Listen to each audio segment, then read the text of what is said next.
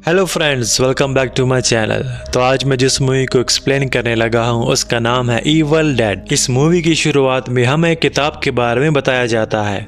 ये कोई आम किताब नहीं बल्कि एक खास किस्म की किताब है जिसे पढ़ने से तमाम शैतानी ताकतें इस दुनिया में दाखिल हो सकती हैं। साथ में हमें ये भी बताया जाता है कि ये किताब कई हजार साल पहले लिखी गई थी और एक दिन ये किताब अचानक गायब हो जाती है। इसके बाद इस मूवी की कहानी शुरू हो जाती है और हम इसके मेन कैरेक्टर को देखते हैं जिसका नाम है ऐश, जो अपनी गर्लफ्रेंड के साथ पहाड़ों के बीच एक केबिन में जाता है। ये केबिन जंगल के बीचों बीच होता है और उसे पहुंचने के लिए एक ब्रिज को क्रॉस करना पड़ता है। ये केबिन इनका नहीं होता, लेकिन फिर भी वो फैसला करते हैं कि वो अपनी रात इस केबिन में गुजारेंगे। वहाँ पर एक पियानो भी होता है जिसे ऐश बजाता है और उसकी गर्लफ्रेंड डांस करने लगती है। जिसके बाद ऐश अपनी गर्लफ्रेंड को एक नेकलेस पहनाता है जो उसे काफी पसंद आता है, जिस पर उसकी गर्लफ्रेंड ऐश से पूछती है कि अगर इस केबिन का ऑनर आता है तो हम उसे क्या कहेंगे। जिस पर ऐश उसे समझाता है कि तुम टेंशन ना लो, अगर ऐसा कुछ होता है तो मैं संभालूंगा। इसके बाद वो लड़की चेंज करने जाती है जबकि ऐश दूसरे रूम आता है जहां पर उसकी नजर एक टेप रिकॉर्डर पे पड़ती है। इस टेप रिकॉर्डर के साथ वो किताब भी पढ़ी होती है जिसे बुक ऑफ द डेड कहा जाता था।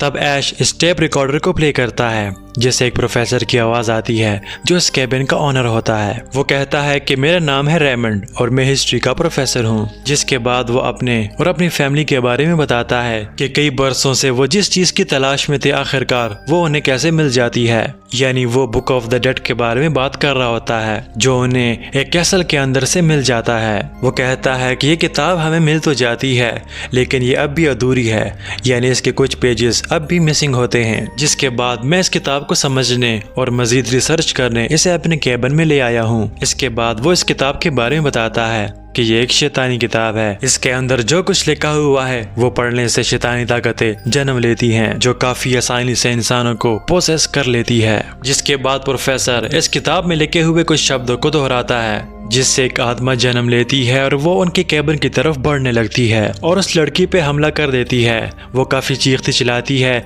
जिससे ऐश उसके रूम की तरफ जाता है और जैसे ही वो रूम के अंदर दाखिल होता है वो शॉक हो जाता है क्योंकि उस रूम की विंडो टूट चुकी होती है और ना ही उसकी गर्लफ्रेंड वहाँ पर होती है। ऐश काफी डर जाता है और अपनी गर्लफ्रेंड को आवाजें देते हुए केबिन से बाहर निकलता है। वो उसे ढूंढते हुए जंगल के बीच में जाता है। तब अचानक उसकी गर्लफ्रेंड उसके सामने आती है, लेकिन अब वो पोजेस हो चुकी होती है, यानी किसी भूत आत्मा ने उसकी बॉडी को अपने कब्जे में ले लिया होता है जो ऐश की तरफ बढ़ती है और उसे मारने की कोशिश करती है। अचानक ऐश की नजर एक शॉल पे पड़ती है जिसे उठाकर वो अपनी गर्लफ्रेंड के गर्दन पे मार देता है जिससे वो मर जाती है।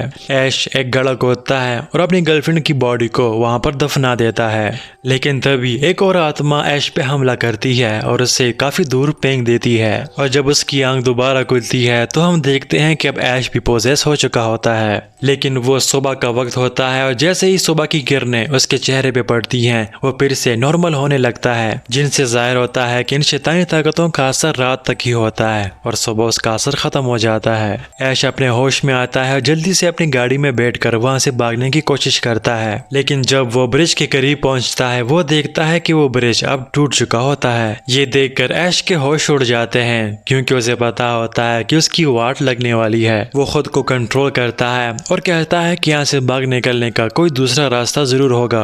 अचानक उसकी नजर सामने पड़ती है और उसे दिखाई देता है कि कोई चीज उसकी तरफ आ रही है। वो जल्दी से अपनी गाड़ी में बैठता है और वहां से भागने की कोशिश करता है। भागता हुआ वो दोबारा उस केबिन के अंदर पहुंच जाता है, लेकिन वो आत्मा उसका पीछा करते हुए उसे दौड़ाती रहती है। लेकिन तभी ऐश बेसमेंट के अंदर छुप जाता है, जिसके बाद आत्मा उस केबिन से बाहर चली जाती है। इसके बाद सीन शिफ्ट होता है और हम प्रोफेसर के बेटे और बेटी को देखते हैं जिन्हें उस बुक के मिसिंग पेजेस मिल जाते हैं। वो अपने भाई से कहती है कि हम आज ही इस बुक के पेजेस को ट्रांसलेट करते हैं, इसलिए हमें केबिन जाना होगा। साथ ही साथ वो अपने भाई से अपने फादर के बारे में यानी प्रोफेसर के बारे में पूछती है, जिस पर उनका बेटा कहता है कि मेरी उनसे बात नहीं हुई क्योंकि केबिन में कोई फोन नहीं है। इसके बाद वो अपनी बहन से पूछता है कि अगर हम इस किताब के तमाम पेजेस को इकट्ठा कर लें तो इससे हमें क्या हासिल हो सकता है। जिस पर वो कहती है कि शायद कुछ नहीं, लेकिन हो सकता है कि हमें दूसरी दुनिया में जाने का रास्ता मिल जाए। इसके बाद हम दोबारा ऐश को देखते हैं जो खुद को संभालने की कोशिश कर रहा होता है। अचानक वहां पर मौजूद पियानो खुद से बजने लगता है और उसकी मरी हुई गर्लफ्रेंड अपने कब्र से बाहर निकलती है और उस पियानो के धुन पर नाचने लगती है। ऐश भी ये सब कुछ देख रहा होता है लेकिन वो कुछ भी समझ नहीं पा रहा होता। अचानक से वो बॉडी गायब होकर ऐश के सामने आ जाती है और उसे कहती है कि baby come dance with me. जिसके बाद वो अपने दांतों से ऐश के हाथ पे काट लेती है। वो काफी मुश्किल से अपनी जान उस सर से छुड़ा लेता है लेकिन अचानक उसकी गर्लफ्रेंड की बॉडी अपने हाथ में वुड कटर सा लिए हुए उस पर हमला करती है। लेकिन ऐश खुद को बचाने में कामयाब हो जाता है और उसी वुड कटर की मदद से अपनी गर्लफ्रेंड की बॉडी को टुकड़े टुकड़े कर देता है और अब वो उस कटर से उस सर के भी टुकड़े करना चाहता है लेकिन अचानक वो नॉर्मल हो जाती है और वो ऐश से कहती है कि मैं तुम्हारी महबूबा हूँ, मेरे साथ ऐसा ना करो। लेकिन ऐश जानता था कि यह सिर्फ एक भूत है इसीलिए वो उसके भी टुकड़े टुकड़े कर देता है। वहाँ उसे एक गन भी मिलती है जिसे उठाकर वो केबिन के अंदर ले आता है लेकिन उसका हाथ जिस पर उसकी भूतनी गर्लफ्रेंड ने काटा होता है अब वो पोजेस होने लगता है। इसी के साथ साथ हम प्रोफेसर के बेटे और बेटी को देखते हैं जो अपने फादर से मिलने केबिन की तरफ आ रहे होते हैं और जैसे ही वो ब्रिज के पास पहुंचते हैं वो देखते हैं कि ब्रिज टूटा हुआ है। वहाँ उनकी मुलाकात एक और आदमी और एक लड़की से होती है जिनसे वो केबिन की तरफ कोई दूसरा रास्ता जाने के बारे में पूछते हैं। वो बताते हैं कि एक दूसरा रास्ता भी है जो जंगल से होकर गुजरता है। जिसके बाद वो चारों जंगल के रास्ते से होकर केबिन की तरफ जाने लगते हैं। साथ ही साथ हम ऐश को देखते हैं जिसे अपना हाथ काफी तंग कर रहा होता है। वो काफी कोशिश करता है कि उसका हाथ ठीक हो जाए लेकिन वो उसकी बात नहीं मानता। तब ऐश को लगता है कि इससे पहले कि उसकी पूरी बॉडी प्रोसेस हो जाए वो अपना हाथ ही काट देता है। कुछ देर बाद उसे महसूस होता है कि केबिन की तरफ कोई आ रहा है। तभी वो अपना गन उठाता है और दरवाजे की तरफ एम करता है लेकिन वो कोई भूत नहीं होता बल्कि वो चारों उस केबिन तक पहुंच जाते हैं। वो ऐश पे हमला कर देते हैं क्योंकि उन्हें लगता है कि शायद कोई चोर घुस आया है या कोई कातिल जिसने प्रोफेसर को मार दिया है क्योंकि ऐश के जिस्म पे तो सिर्फ खून ही खून होता है। उनकी मार से ऐश बेहोश हो जाता है। तब वो उसके हाथ पैर बांधकर उसे बेसमेंट के अंदर फेंक देते हैं। कुछ देर बाद प्रोफेसर की बेटी अपनी फादर की टेप रिकॉर्डर को प्ले कर देती है जिसमें वो कहता है कि ये किताब पढ़ने से उसकी वाइफ भी एक डीमन बन चुकी है और जब उसने मुझे मारने की कोशिश की तब मैंने उसे मारकर उसकी बॉडी बेसमेंट के अंदर ही रख दी है। ये सब कुछ ऐश भी सुन रहा होता है और अचानक प्रोफेसर की वाइफ की बॉडी जो कि एक डीमन बन चुकी होती है वो जमीन के अंदर से निकल आती है। वो डीमन काफी तेज चलाता है जिसकी आवाज वो बाकी तमाम लोग भी सुन लेते हैं। ऐश उनकी तरफ जाता है और उन्हें लॉक खोलने का कहता है। वो लोग भी समझ जाते हैं कि दाल में काला नहीं बल्कि पूरी दाल ही काली है, इसलिए वो लॉक खोलते हैं और ऐश को बाहर निकाल लेते हैं। जिसके बाद वो डीमन बाहर आने की कोशिश करता है लेकिन वो लोग काफी मुश्किल से बेसमेंट का दरवाजा फिर से लॉक कर देते हैं। इसके बाद ऐश यहाँ पर होने वाली पूरी कहानी उन्हें सुनाता है जिससे वो सभी काफी डर जाते हैं और वो दोनों लोग वहाँ से जाने का कहते हैं लेकिन ऐश उन्हें मना करता है क्योंकि रात के इस पहर जंगल का रास्ता काफी खतरनाक हो सकता है। इसी दौरान उन्हें एक पोएम की आवाज सुनाई देती है और जैसे ही वो बेसमेंट के दरवाजे की तरफ देखते हैं प्रोफेसर की वाइफ बिल्कुल नॉर्मल होकर अपनी बेटी को पोएम सुना रही होती है और वो अपनी बेटी को कहती है कि क्या तुम्हें याद है मैं तुम्हें बचपन में यही पोएम सुनाया करती थी जो तुम्हें काफी पसंद है, और उसे दरवाजा खोलने का कहती है। उस लड़की को भी एहसास होता है कि ये तो मेरी मामा है और वो दरवाजा खोलने आगे बढ़ती है लेकिन ऐश उसे पकड़ लेता है और उसे कहता है कि ये तुम्हारी मामा नहीं बल्कि एक डीमन है। तब उसे भी रियलाइज होता है कि ये उसकी मामा नहीं हो सकती क्योंकि प्रोफेसर उसको मार चुका होता है। अचानक प्रोफेसर का बेटा डीमन बन जाता है और वो कहता है कि तुम लोग यहाँ से बचकर नहीं जा सकते बल्कि तुम लोग एक एक करके मरोगे। ये कहने के बाद वो उन सब पे हमला कर देता है और उन्हें मारने की कोशिश करता है। तब ऐश के हाथ एक कुल्हाड़ी लगती है जिसे उठाकर वो प्रोफेसर के बेटे डीमन को मार देता है। कुछ देर बाद प्रोफेसर का स्पिरिट उनके सामने आता है और वो अपनी बेटी से कहता है कि ये सब आत्माएं तुम सबको मार देना चाहती हैं। अगर तुमने बचना है तो वो किताब के पेजेस जो तुम लेकर आई हो उसको पढ़ लो। ये पढ़ने से ये तमाम आत्माएं जहाँ से आई हैं वहाँ पे वापस चली जाएंगी। ये कहने के बाद प्रोफेसर का स्पिरिट वहाँ से गायब हो जाता है। ये सब कुछ देखने के बाद वो दूसरी लड़की जो प्रोफेसर की बेटी के साथ आई होती है वो वहाँ से भागकर जंगल की तरफ निकल जाती है। जबकि जंगल में उस लड़की की मौत हो जाती है। वो लड़का ऐश से कहता है कि हमें उसे देखने जंगल की तरफ जाना चाहिए लेकिन ऐश उसे मना करता है। उसे बताता है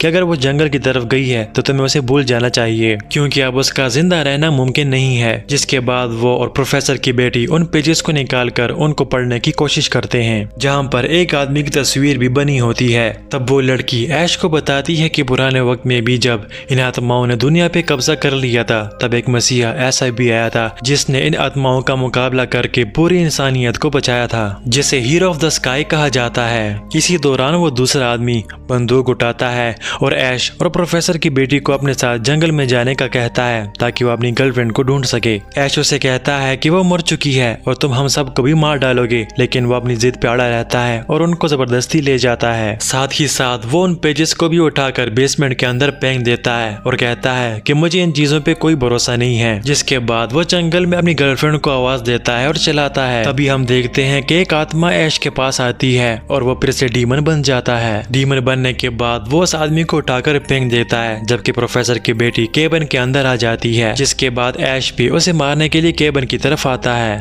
इसी दौरान वो दूसरा आदमी भी केबिन के अंदर आ जाता है, लेकिन प्रोफेसर की वाइफ जो डीमन बनी होती है वो उसे अपनी तरफ खींच लेती है। जिसके बाद वो उसे मार डालती है। साथ ही साथ ऐश भी एनी को मारने वाला होता है, लेकिन तब उसकी नजर उस नेकलेस पे पड़ती है जो उसने अपनी गर्लफ्रेंड को गिफ्ट किया था, जिसे देखते हुए उसे एहसास होता है कि वो एक डीमन नहीं बल्कि एक इंसान है और इसकी इंसानियत वापस जागते हुए वो फिर से नॉर्मल होने लगता है। तब एनी ऐश को मारने की कोशिश करती है, लेकिन ऐश उसे यकीन दिलाता है कि अब वो नॉर्मल हो गया है। इसके बाद वो डिसाइड करते हैं कि हमने उन पेजेस को पढ़ना है ताकि इन चीज़ों का खात्मा हो जाए। लेकिन वो पेजेस जो बेसमेंट के अंदर होते हैं, जहाँ पर प्रोफेसर की वाइफ जो एक डीमन बनी होती है उनका इंतजार कर रही होती है। इसीलिए ऐश वहाँ पे जाने से पहले अपनी भरपूर तैयारी करता है। वो अपनी एक हाथ से बंदूक पकड़ता है और उसका दूसरा हाथ जो उसने काट दिया होता है वहाँ वुड कटर फिक्स कर देता है। जिसके बाद ऐश बेसमेंट के अंदर चला जाता है और वहाँ पर पेजेस ढूंढकर एनी को दे देता है और जैसे ही वो ऊपर जाने लगता है वो डीमन उस पर हमला कर देता है, जिसके वार से ऐश बेहोश हो जाता है। इसके बाद वो डीमन ऊपर जाता है और एनी को मारने की कोशिश करता है, क्योंकि वो पेजेस डिसाइड करती है जिनसे इन डीमंस का खात्मा होना है। इसलिए वो डीमंस नहीं चाहते कि एनी वो मंत्र पढ़े, लेकिन हमारा हीरो इतनी देर तक बेहोश रहने वाला नहीं। ऐश फिर से ऊपर आ जाता है और उस डीमन का मुकाबला करता है और आखिरकार उसे अपने वार से मार देता है। जिसके बाद कुछ देर के लिए खामोशी हो जाती है। तब ऐश और एनी दोनों को लगता है कि शायद सब कुछ खत्म हो गया है और वो एक दूसरे के गले मिलते हैं। अचानक जंगल के तमाम दरख्त केबिन की तरफ बढ़ने लगते हैं और उस केबिन को तोड़ने लगते हैं। क्योंकि एनी ने सारे पेजेस नहीं पढ़े होते, इसलिए ऐश उसे पूरे पेजेस पढ़ने का कहता है। और जब एनी बाकी के पेजेस पढ़ने लगती है, अचानक उस पे हमला हो जाता है और हम देखते हैं कि ऐश का वो हाथ जो उसने काटा होता है, जो डीमन बन चुका होता है, वो एनी पे हमला करके उसे मार देता है। वहाँ एक काफी बड़ा डीमन और भी आ जाता है जो ऐश को पकड़ लेता है और उसे मारने लगता है। लेकिन एनी हिम्मत करती है और वो पूरा पैसेज कंप्लीट कर देती है, जिससे एक होल खुल जाता है जो कि तमाम डीमंस और काफी ज्यादा चीजों को अपनी तरफ खींचने लगता है। ऐश भी उस होल का शिकार हो जाता है और उसमें चला जाता है और जब उसकी आंख खुलती है काफी ज्यादा सोल्जर्स उसको घेर लेते हैं, जिसे देखने में लगता है कि शायद वो काफी पुराने वक्त में चला गया है। तभी वो सोल्जर्स ऐश को मारने लगते हैं, लेकिन अचानक वहाँ पे एक डीमन ड्रैगन आ जाता है, जिसे देखकर तमाम सोल्जर्स अपने कैसल की तरफ दोबारा भागने लगते हैं। लेकिन ऐश अपनी बंदूक निकालता है और उसका खेल तमाम कर देता है। ये देखते हुए तमाम सोल्जर्स ऐश के इर्द गिर्द जमा हो जाते हैं और वो कहने लगते हैं कि हमारा मसीहा आ गया है जो हमें इन आत्माओं से बचाएगा।